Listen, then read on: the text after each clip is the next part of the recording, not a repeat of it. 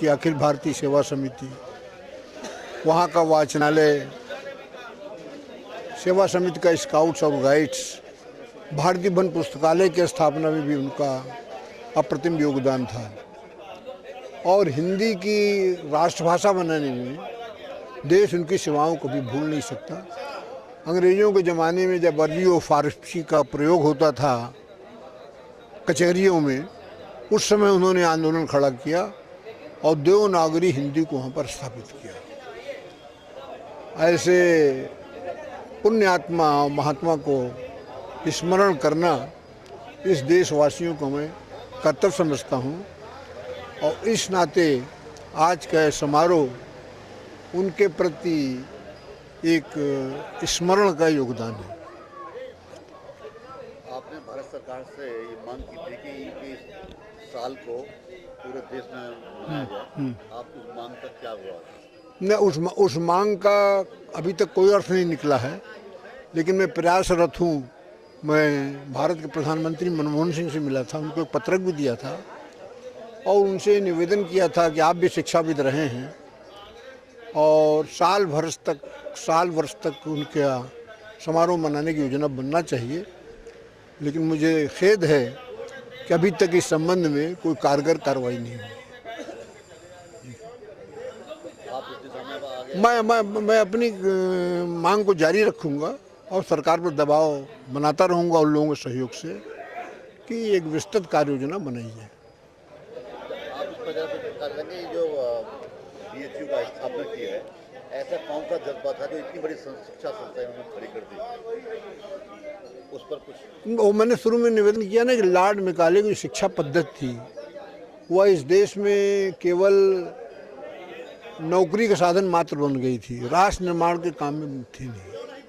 अंग्रेज इस देशवासियों को गुलाम बना करके रखना चाहते थे, तो उनके में एक चेतना जागृत हुई कि जब तक लोग शिक्षित नहीं होंगे, और विशेषकर महिलाएं, उन्होंने स्वयं एक महिला विद्यालय अलग से स्थापित किया। जिस महिला सशक्तिकरण की आज बात की जाती है उसकी बात महामना मालवीय ने किया था। वह स्वदेशी और स्वावलंबन, स्वनिर्भरता के पोषक थे। यही सब ऐसे विचार थे जिनसे प्रेरित होकर के उन्होंने राजा से भी और रंग से भी पैसा इकट्ठा करके बनारस हिंदू विश्वविद्यालय की स्थापना किया, जो मेरी अपनी समझ से आज विश्व का सबसे बड़ा विश्वविद्यालय है। कोई भी ऐसा विभाग नहीं है जिसकी शिक्षा वहाँ न प्रदान की जाती हो। और उन्होंने आप समझिए कि ऐसे कुलपति बनाया जो बाद में जाकर के भारत के उपराष्ट्रपति भी बने और राष्ट्रपति भी बने। मेरा आशय डॉक्टर राधाकृष्णन से है। और उसी तरीके से अलीगढ़ मुस्लिम विश्वविद्यालय है, जहाँ के जो कुलपति थे जैसे डॉक्टर राधाकृष्णन थे BHU में, मेरा आशय डॉक्टर जाकिर हुसैन से है, वो भी इस देश के उपराष्ट्रपति बने और राष्ट्रपति बने। धन्यवाद। देखा और सुना पूर्व केंद्रीय मंत्री सत्यप्रकाश मालवीय ने महामना पंडित मदन मोहन मालवीय के योगदान को लेकर उनके विचार। अब आइए देखते हैं इलाहाबाद विश्वविद्यालय के कुलपति प्रोफेसर NR फारूकी का पंडित मदन मोहन मालवीय जी की 150वीं जयंती पर क्या कहना है। देखिए, महामना मदन मोहन मालवीय जी के बारे में तो कुछ कहना ही कम है, जो कुछ भी कहा जाए कम है।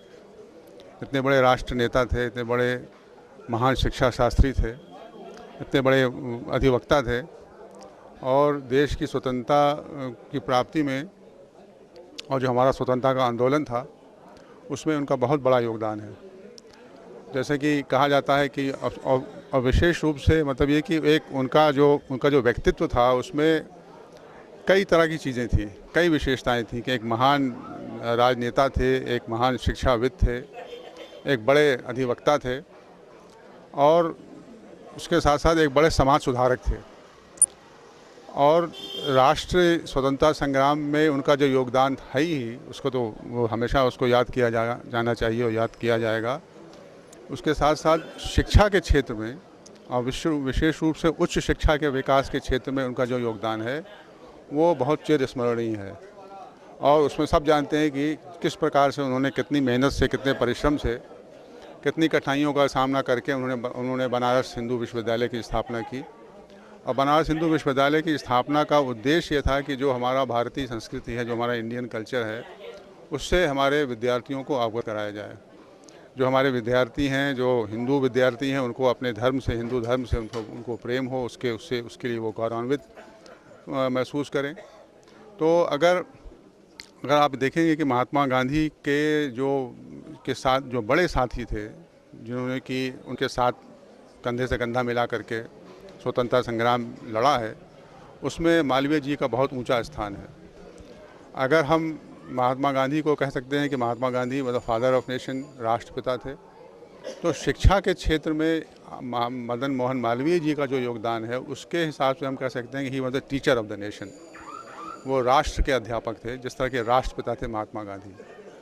तो मतलब एक कैसे कहते हैं कि एक मल्टीफेसेटेड पर्सनालिटी था, एक वर्सेटाइल जीनियस थे, जिनमें हर प्रकार की विशेषताएं थीं। तो इस प्रकार के नेता और इस चोटी के नेता, इतने बड़े शिक्षा शास्त्री अब आजकल नहीं मिलते हैं। हिंदुस्तान को, भारत को ऐसे नेताओं की आवश्यकता है इस समय। महामना मदन मोहन मालवीय ऐसे नेताओं की आवश्यकता है। सर, ये बनारस हिंदू यूनिवर्सिटी के कुलपति रहे हैं। जी जी। आप इलाहाबाद यूनिवर्सिटी के कार्यवाहक कुलपति हैं। आप क्या महसूस करते हैं, इनसे कौन सी चीज़ प्रेरित होकर के आप यूनिवर्सिटी में लागू करना चाहते हैं? या नहीं, देखिए, बेसिकली बात यह है ना कि वाइस चांसलर हम हैं या कोई भी हो, वाइस चांसलर आमतौर से एक अध्यापक होता है। बहुत कम ऐसा होता है कि वाइस चांसलर अध्यापक नहीं होता। तो अध्यापक का या टीचर का पहला काम क्या है, मेन ड्यूटी क्या है? अपने विद्यार्थियों को पढ़ाना। ये इस बात को सुनिश्चित करना कि विश्वविद्यालय में पढ़ाई समय से होती रहे, रिसर्च का काम होता रहे, इम्तहान समय, परीक्षा समय पर हो, विश्वविद्यालय के अंदर शांति और सुरक्षा रहे, शांति स्थापित रहे। ये किसी भी वाइस चांसलर का काम होना चाहिए। तो मदन मोहन मालवीय जी से हम लोग इसी प्रकार के प्रेरणा लेते हैं कि उन्होंने जिस प्रकार से, जितनी निष्ठा से, जितने परिश्रम से, जितनी कठिनाइयों का सामना करके एक इतने बड़े विश्वविद्यालय की स्थापना की और वहाँ के वाइस चांसलर कुलपति रहे बहुत समय तक, और विश्वविद्यालय के बहुमुखी प्रतिभा, बहुमुखी प्रगति के लिए उन्होंने परिश्रम किया। तो वही उसी प्रकार का कार्य हर वाइस चांसलर को, हर कुलपति को करना चाहिए कि उसका ये मुख्य काम होना चाहिए कि उसके विश्वविद्यालय की बहुमुखी प्रगति हो, विशेष रूप से शिक्षा और रिसर्च के क्षेत्र में। ये मेन हमारा काम होना चाहिए। उपाधि से नवाजे गए पंडित मदन मोहन मालवीय के योगदान को शायद ही कभी देशवासी भूल पाएंगे और आने वाली पीढ़ी भी हमेशा श्रद्धा के साथ महामना को नमन करती रहेगी। अब आइए देखते हैं महामना की जयंती पर शहर के प्रख्यात हड्डी रोग विशेषज्ञ डॉक्टर के.डी. त्रिपाठी का क्या कहना है। पौष माह के कृष्ण पक्ष में अष्टमी के दिन मालवीय जी का जन्म हुआ था।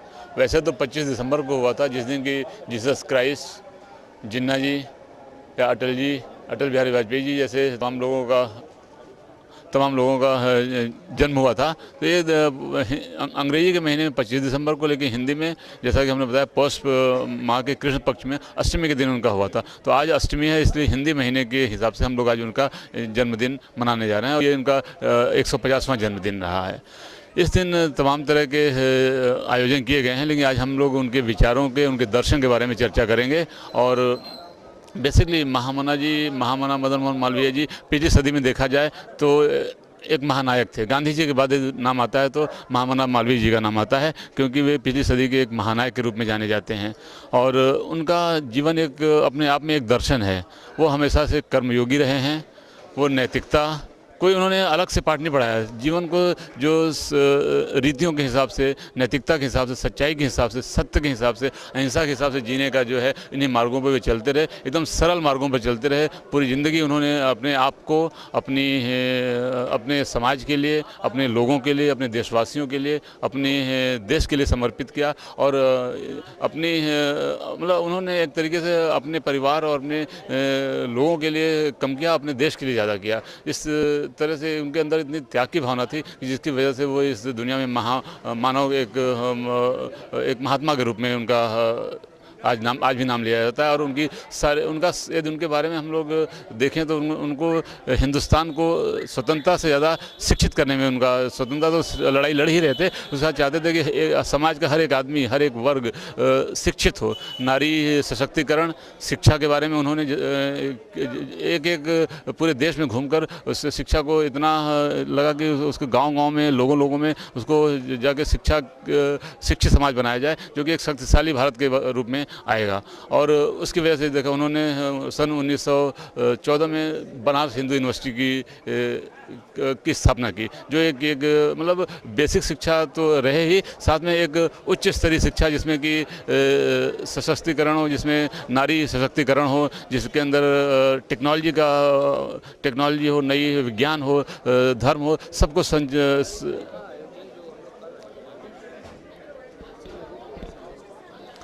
उससे लोगों को संदेश ये पहुंचना चाहिए कि जो उनका एक सपना था कि भारत एक मजबूत विकसित देश होकर उभरे, वो यदि उनके विचारों पर, उनके दर्शन पर हम चलते रहेंगे तो हमारा देश शिक्षा में हिंदुस्तान में अग्रणी होगा, टेक्नोलॉजी में अग्रणी होगा, विज्ञान में अग्रणी होगा, और एक हम विकसित देश के रूप में, सशक्त देश के रूप में उभर कर सामने आएंगे, जिससे कि हमारे आने वाले नौजवानों को एक संदेश मिलेगा।